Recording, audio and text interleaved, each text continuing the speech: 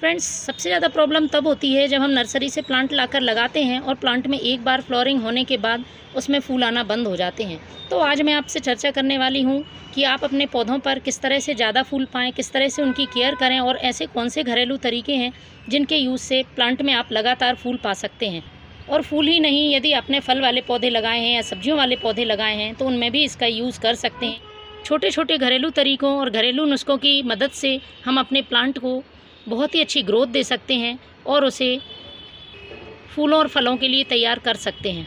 आप मेरे हाथ में ये पारिजात के फूल देख रहे हैं। इस समय पारिजात में बहुत ज़बरदस्त फ्लावरिंग हो रही है। प्लांट बहुत अच्छी ग्रोथ कर रहा है, साथ ही प्लांट में ढेरों कलियां बन रही हैं। इसी तरह आप अपराजिता को लीजिए, अपराजिता भी बहुत अच्छी तरह से फूल दे रहा है। बालसम है या फिर मोगरा, जैस्मिन, सभी पौधों में बहुत अच्छी फ्लावरिंग हो रही है।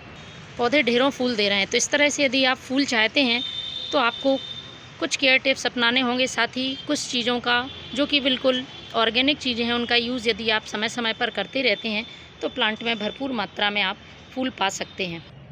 तो सबसे पहली बात आपको ध्यान रखनी है, यदि आप अपने प्लांट में बहुत अच्छी ग्रोथ या बहुत अच्छे फूल फल पाना चाहते हैं तो प्लांट का ड्रेनेज सिस्टम बहुत अच्छा रखना पड़ेगा। चाहे आप नर्सरी से प्लांट ला रहे हैं या आपके किसी भी तरह के पुराने प्लांट हैं, यदि उनमें पानी रुकता है तो जड़ें गलेंगी और प्लांट की ग्रोथ बिल्कुल भी नहीं होगी, प्लांट फूल नहीं देगा। तो आप इसको ध्यान रखें। जब भी आप इसको रिपोर्ट करते हैं या फिर सॉइल मीडिया बनाते हैं तो उसमें normal garden soil, sand, cocopeat और कंपोस्ट, इनका सही मात्रा में यूज़ होना चाहिए जिससे कि प्लांट की मिट्टी हल्की रहे और प्लांट की जड़ों में हवा जाती रहे। दूसरी बात यदि आपको ध्यान रखने की है वो है प्लांट की प्रूनिंग। समय समय पर आपको प्लांट में सूखे हुए फूलों को हटाते रहना है, साथ ही उसकी कटाई छटाई करनी है। यदि आप उसको प्रून नहीं करेंगे तो उसमें नई ब्रांचेज नहीं निकलेंगी और प्लांट में नए नए फूल नहीं बनेंगे। तो आपको इस तरह से प्लांट की समय समय पर हार्ड और सॉफ्ट दोनों तरह की प्रूनिंग करनी चाहिए। तीसरी जो ज़रूरी बात है प्लांट की ग्रोथ के लिए वो है बीट्स कंट्रोल। यदि आपके प्लांट में तरह तरह की खरपतवार निकल आती है तो उसको समय समय पर आपको हटाते रहना है। यदि आप ये नहीं हटाएंगे तो आपके प्लांट में जो भी पोषक तत्व आप दे रहे हैं वो सारे ये एब्जॉर्ब कर लेंगे और इनकी ग्रोथ होगी, आपका प्लांट सूखता जाएगा और उसमें किसी तरह के फूल नहीं आएंगे। अगली जो ज़रूरी बात है वो प्लांट में मिट्टी की गुड़ाई करने की है। जड़ों में अच्छी तरह से हवा आए इसके लिए आपको गुड़ाई करनी है और गुड़ाई से 1 से 2 फ़ायदे होते हैं। बार बार प्लांट में नए नए जो खरपतवार हैं वो नहीं निकल पाते हैं क्योंकि मिट्टी उलट पुलट हो जाती है। साथ ही जो मिट्टी की जड़ें हैं वो बहुत मजबूत ग्रोथ करती हैं। तो आपको मंथ में एक बार ये काम ज़रूर करना है जिससे कि प्लांट में ग्रोथ अच्छी हो सके। इसके बाद फूल और फल लाने के लिए, साथ ही प्लांट की ग्रोथ के लिए जो ज़रूरी बात है वो है पानी की ओवर वाटरिंग आपको नहीं करनी है। मिट्टी में नमी बनी रहे इस तरह से आपको पौधों में पानी देना है। अब बात कर लेते हैं उन घरेलू तरीकों की जिनकी मदद से आप अपने प्लांट की मिट्टी को उपजाऊ बना सकते हैं और प्लांट में बहुत अच्छी मात्रा में फूल पा सकते हैं। तो सबसे पहला तरीका है ये यूज्ड टी लीफ। ये बिल्कुल फ्री की है। हमारे घर में चाय पत्ती बनाने के बाद जो चाय पत्ती बच जाती है उसका यूज़ हम अपने प्लांट की मिट्टी को उपजाऊ बनाने के लिए कर सकते हैं। बहुत अच्छी मात्रा में इसमें नाइट्रोजन होता है और इसके साथ साथ ये मिट्टी के पीएच को बैलेंस करती है। तो एक बड़ा चम्मच आपको पॉट की साइज़ के हिसाब से मिट्टी की गुड़ाई करके और प्लांट के चारों तरफ इसको मिला देना है।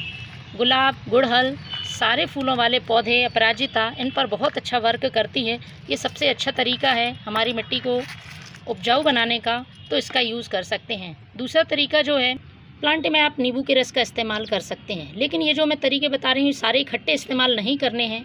आप महीने में एक बार कोई सा एक नुस्खा अपना सकते हैं अपने प्लांट में ग्रोथ देने के लिए। तो इसके लिए आपको 2 लीटर पानी लेना है और उसमें 5 से 6 बूंदें आपको ये नींबू की रस की डाल देनी है। इसके बाद मिक्स करके और ये आप अपने प्लांट की जड़ों में दे सकते हैं। नींबू का रस भी प्लांट की मिट्टी को एसिडिक बनाता है और साथ ही चींटियों और कीड़ों से प्लांट की रक्षा करता है। तो आप सभी पौधों में इसका यूज़ कर सकते हैं। तीसरा जो सबसे अच्छा तरीका है और बेहद ही कारगर है और प्लांट में इंसेक्ट अटैक को रोकता है, फंगस को दूर करता है और साथ ही प्लांट की ग्रोथ को भी बढ़ावा देता है, ये है फिटकरी, जो कि आप एलम नाम से भी इसको जानते हैं। इसको यूज़ करने के बहुत सारे तरीके हैं। पाउडर फॉर्म में भी यूज़ कर सकते हैं, लेकिन इसकी क्वांटिटी का आपको ध्यान रखना है। ज़्यादा क्वांटिटी होती है तो प्लांट को नुकसान पहुंचा सकती है। तो सबसे अच्छा तरीका है आप 5 से 6 लीटर पानी लें और इसमें इस तरह से फिटकरी को घुमा दें या एक छोटा टुकड़ा पानी में छोड़ दें 1 मिनट के लिए। उसके बाद हम इस पानी को अपने प्लांट पर यूज़ कर सकते हैं। इसको आपको सभी प्लांट में यूज़ करना है। इस तरह से ये जड़ों में फंगस नहीं लगने देगी और प्लांट की ग्रोथ भी बहुत अच्छी करेगी। प्लांट फूल और फलों से भर जाएंगे। तो फ्रेंड्स, कुछ इस तरीके से आप अपने प्लांट की केयर करके और घरेलू चीज़ों का इस्तेमाल करके बहुत अच्छी मात्रा में और लगातार फूल पा सकते हैं। Thank you.